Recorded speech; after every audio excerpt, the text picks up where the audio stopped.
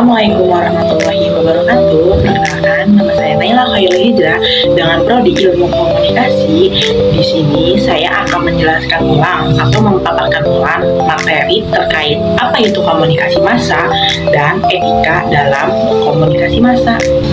Jadi, pengertian komunikasi massa dari pemahaman saya itu proses penyampaian pesan lewat media besar seperti koran, radio, atau TV yang pesannya itu diajukan ke banyak orang sekaligus.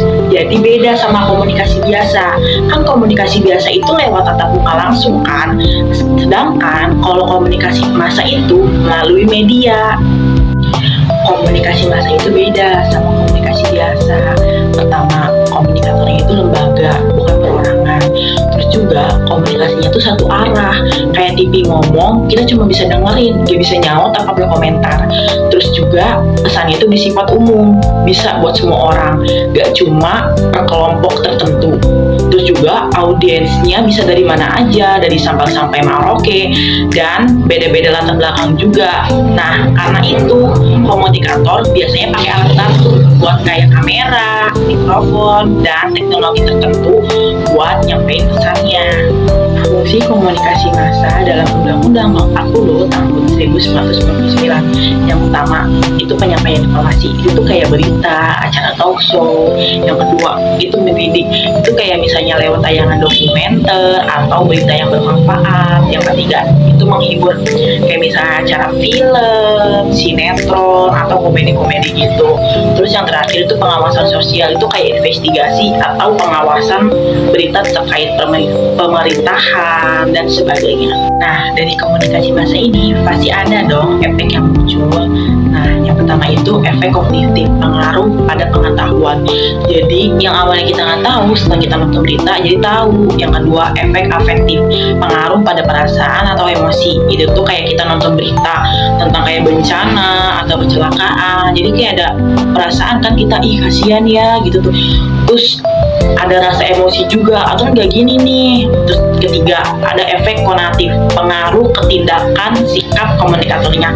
Itu tuh kayak ada iklan di TV atau di mana-mana. Jadi pas kita nonton iklan itu jadi kayak tertarik, ih bagus nih produknya, jadi kayak pengen beli gitu tuh. Komunikator di media massa juga beda dari komunikasi biasa. Di sini yang ngomongnya tuh lembaga, kayak redaksi berita, prosedur TV, atau di media online. Mereka nggak bisa asal ngomong karena ada proses panjang dari produksi, penyaringan informasi, sampai akhirnya publikasi. Makanya mereka harus punya sifat-sifat tertentu yang paham, kayak biaya produksi, bisa ngatur proses yang rumit, dan bisa bersaing buat narik pemerhatian masyarakat. Terus kalau ngomongin etos atau karakter komunikator, menurut Aristoteles itu harus punya niat yang baik, pikiran yang baik, dan karakter yang baik. Terus ada perbedaan codes dan konten. Kalau sepemahaman saya, codes itu bentuk atau simbol yang dipakai buat nyampein pesan. Bisa dari kata, gambar, suara, musik, atau video. Sedangkan konten itu isi pesannya, makna pesan yang mau disampaikan. Jadi kode itu cara ngemasnya, sedangkan konten itu isi pesannya. Nah, sebelum pesan nyampe ke masyarakat atau ke kita, itu ada yang namanya gatekeeper. Gatekeeper itu kayak penyaringan informasi, kayak editor, produser, pemimpin redaksi, pokoknya orang-orang yang bisa nentuin mana berita yang boleh tayang dan mana yang enggak. Selain itu, ada regulator, yaitu pihak luar lembaga media yang ngatur jalannya media, misalnya kayak pemerintahan, pengiklanan, organisasi profesi, atau konsumen. Mereka bisa ngatur atau bahkan ngentiin berita, tapi nggak bisa nambahin informasi baru. Di sini juga media terbagi dua. Yang pertama, media cetak. Itu tuh kayak koran, majalah. Terus yang kedua, media elektronik. Itu tuh kayak TV, radio, atau media online seperti internet. selanjutnya kita ngebahas tentang audiens. Menurut Haibers, audiens itu mempunyai 5 karakteristik. Audiens itu tuh kayak pusatnya dari komunikasi massa, karena mereka lah yang diserang terus tuh sama pesan-pesan dari media massa setiap hari. Nah, audiens itu tersebar banyak di mana-mana, pokoknya beda-beda latar belakang juga. Nah, makanya sering banget dibilang heterogen. Mereka juga nggak saling kenal satu sama lain dan biasanya terpisah secara fisik dari komunikatornya itu sendiri. Nah, setiap audiens juga punya filternya sendiri pas mereka nerima pesan. Yang pertama itu filter budaya. Kayak gimana budaya kita itu ngaruh ke cara kita nangkep pesan itu sendiri. Yang kedua, ada filter psikologi. Misalnya kita dari latar belakang pendidikan berbeda atau pengalaman kita bikin persepsi kita sendiri. Yang ketiga, ada filter fisik. Itu juga ngaruh banget. Kayak contohnya kalau kita lagi sakit perut, kita nonton ikan mah pasti lebih nyantol kan daripada pas lagi sehat. Nah, penjelasan terakhir, di komunikasi massa juga ada yang namanya feedback atau umpan balik. Tapi bedanya feedback di sini tuh nggak langsung. Biasanya dari dalam, kayak pembaca berita salah ngomong terus minta maaf dan benerin di situ juga langsung.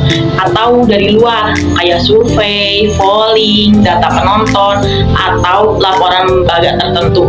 Jadi meskipun komunikasi massa itu satu arah, tetap ada cara buat kita tahu gimana cara respon audiens terhadap pesan yang disampaikan.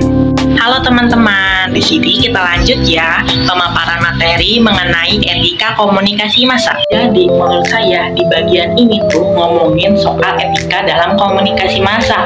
Intinya orang yang kerja di media kayak jurnalis, penyiar, ya menuntut jurnalis untuk selalu bertanggung jawab atas apa yang disiarkan. Kayak nggak boleh asal tayang, asal publish, asal nulis, tapi harus memikirkan dampaknya kepada publik. Selanjutnya kita itu ngebahas tentang press. Press memang bebas, tapi bebas yang bertanggung jawab.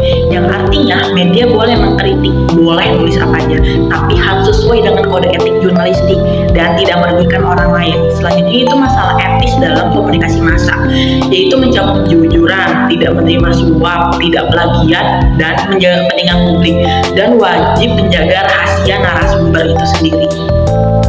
Media juga harus objektivitas, berarti media memberitakan secara seimbang dan berdasarkan fakta, bukan opini sepihak, dan cek ulang dulu tuh sebelum ditayangkan. Media juga harus adil terhadap semua pihak dan berani memperbaiki kesalahan yang dibuat. Gak boleh asal nuduh tanpa kasih kesempatan pihak yang dituduh buat klarifikasi.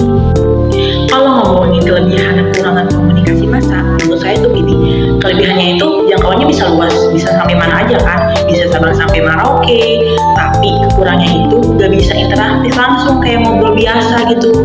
Terus biaya juga tinggi, biaya listrik kan tinggi, dan kadang pesannya tuh gak nyampe pas kalau waktunya gak pas. Terus ada bagian tentang model komunikasi massa. Model pertama yaitu one step flow, yang artinya pesan dari media langsung terima sama penonton tanpa perantara, tapi efeknya beda-beda setiap orang, kan gak semua orang nangkap dengan cara yang sama. Model kedua two step flow. Di sini muncul yang namanya opini leader atau pemimpin opini.